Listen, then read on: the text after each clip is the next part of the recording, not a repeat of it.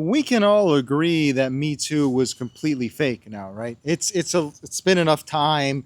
Everyone can admit that Me Too was a moment of hysteria in the United States and the world, or what were they calling it? Time's up later, and it was completely fake. No, if you don't want to admit it, okay. Well, uh, there were Japanese soldiers up until the 70s in the Philippines. Welcome to the King Leo channel, everyone. I'm your host, King Leo. Today we're talking about Me Too, which is a subject. What really bothers me about Me Too in retrospect, and this bothers me about everything because I'm a Bajalardi and Bajalardis check in, and I find that oftentimes we move through cycles in our societal evolution, and we never re-examine or examine the last cycle, like what it actually meant. And the 2010s is one of the worst of these periods because it was like a dream. Everyone was talking in an NPR voice. Hamilton was on Broadway. Obama was president. It was just a terrible time, honestly. And I don't mean in terms of the actual time. Material conditions were pretty good. What I'm saying, though, is that we had a problem where we were all hypnotized. We were all under a certain spell. We weren't thinking, that was a problem. Everyone was just hypnotized by this beautiful West Wing NPR voice of the world. And during that period, one of the things that came up was Me Too. For anyone that doesn't remember, Me Too was this, at this point we can kind of say it's a witch hunt, right? That happened in Hollywood as well as wider society to take down people who abuse their power, okay? Primarily men, and this is not some meninist Andrew Wilson critique I'm doing here in Me Too. That's trite, it's been done, and also it's not really that important in my opinion. What I think is important is for us to reevaluate what happened because it's time we learn. Because I find that most people are ashamed of their participation in Me Too these days, and they're quiet or not talking about it, or they have been shamed because they were revealed. Think of who was in Me Too. Asia Argento. Didn't she beat someone's butt also? Rose McGowan, where is she? I think she's living in Spain quietly. Amber Heard is now a Trump supporter, someone who built her career on the slut walk and other crap. All of these people who did this movement, who are locusts at the end of the day, this is what they are. Useful idiots would be too kind. People like this are locusts that take advantage of societal trends in order to build a career. And the most disrespectful part about it is that they just drop out entirely. I would want to see you Me Tooing into your 70s if you were going to do that, Amber Heard. But let's examine this movement. What was Me Too? Me Too was a social reckoning. Remember that word, social reckoning, where a lot of people, the most privileged class in America, millionaire actors and actresses, went around crying about how they had been abused by their bosses, whether it was physically or intimately, and this was wrong. And I remember at the time, if you talk to any woman over 50 that it doesn't really matter their politics, and you ask them what they thought of this, and if they were apolitical actually, they would tell you, you kind of knew what you were getting into. That was the response I found from most women that were older, and even some that were younger when the whole movement started. I remember Bill Cosby, who I feel like I'm the only person that knows that Bill Cosby got off. Okay, Bill Cosby was not proven guilty. They say it was a technicality. I go by what the court said, okay? Bill Cosby, I remember when I was in high school when Me Too happened, and me and an African-American girl in my class were the only ones who immediately said, there's no way, he's America's dad, he's cool, we like Bill Cosby, stop doing that. Bill Cosby got me an A in middle school. I wrote a report on him for Black History Month, okay? I wasn't going to just leave that one up to choice. So I remember in the beginning, before the fervor, there was a lot of pushback, a lot of things. And I remember as Me Too went on, it got more and more ridiculous. I recall that when some people were saying, hey, maybe this is just a bunch of freaks in your industry, which is disgusting, Hollywood, who are doing this, and it's not really the rest of society. I can't recall if it was Rose McGowan, but I was working at Burger King at the time. And she said something along the lines of, this is also something that affects people at Burger King. This affects people working at McDonald's because their managers harass them sexually in order for them to get hours. And I was looking around at this and I was going, what the hell are you talking about? I've worked at Burger King for like a year. That has never happened here. It literally has not. But with this, I think they created this idea that this could happen to anyone, anywhere.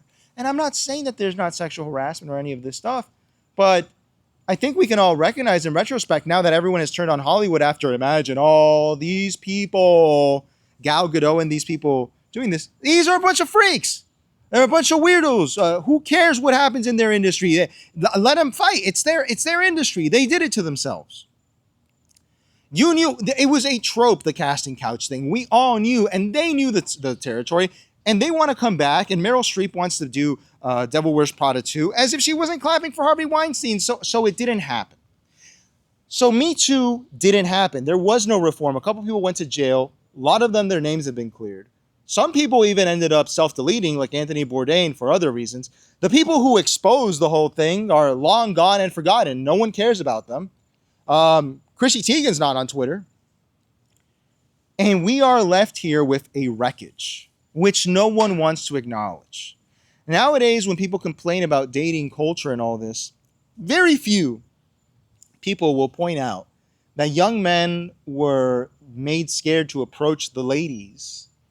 When I'm saying ladies because I can't pronounce woman properly. Pajarito Lindo, you should appreciate that. That they can't approach them because they have been inculcated with fear from Me Too. That may be true, that may not be true. In my experience, technology has also played a role, but I think that it's worth having that narrative because it is true, if not in the social bar scene, it is true at work. At work, Me Too ruined work. If you work in Hollywood, I created a bunch of fake jobs. That must be great to be an intimacy coordinator. Are you still using those? Are you still using those? The people who started this whole movement, are you using those?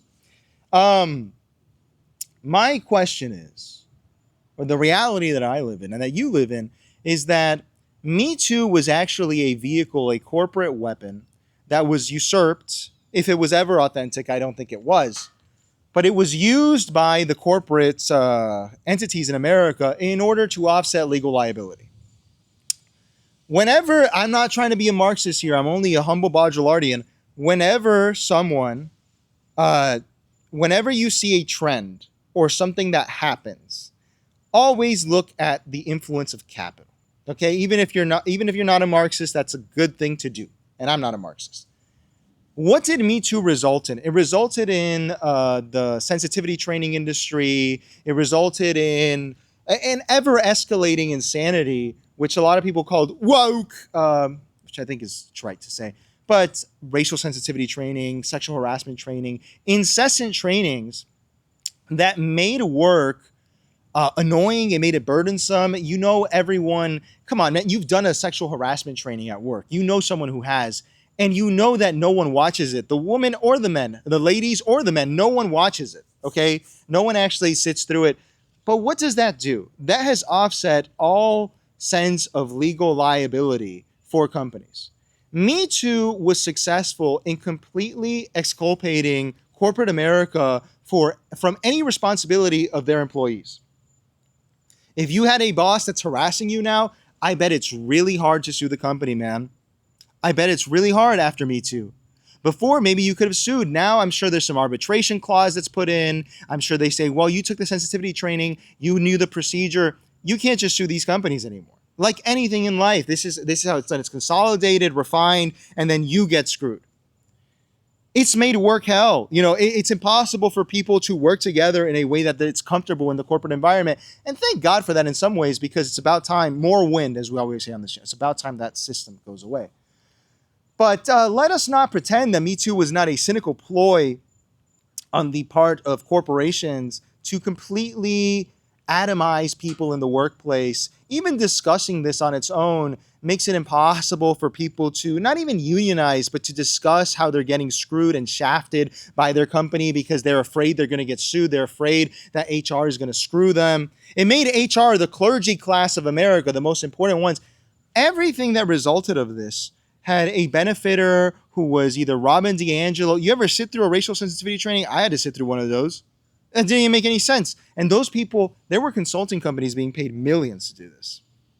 Sexual harassment trainings. You think all those modules were free? Those came out of Me Too. A lot of people made money off of those. It's like when people talk about No Child Left Behind. I want to do a video about that. You know who benefited from that? The test-taking companies. They sell the tests. They're the ones who lobbied for it. All of you peons, all of you people were out here debating whether Harvey Weinstein did something good or bad, or whether Rose McGowan was a liar or not. Meanwhile, you were getting shafted, just shafted by the corporations. They have made it impossible at a social level. They bred a level of social dysfunction and business dysfunction that we will not recover from. It is impossible for America to recover from it. It is impossible for the reputations of people like Armie Hammer or Bill Cosby or the one that Kevin, what's his name, the House of Cards guy. Seems like now they're recovering, but no one is addressing the fact that this whole thing was bullshit. It was all fake. It was the ultimate Baudelardian moment. People came in, they made accusations, they showed that things could be solved outside of the legal system. I'm sure they got out of so many contracts with directors in terms of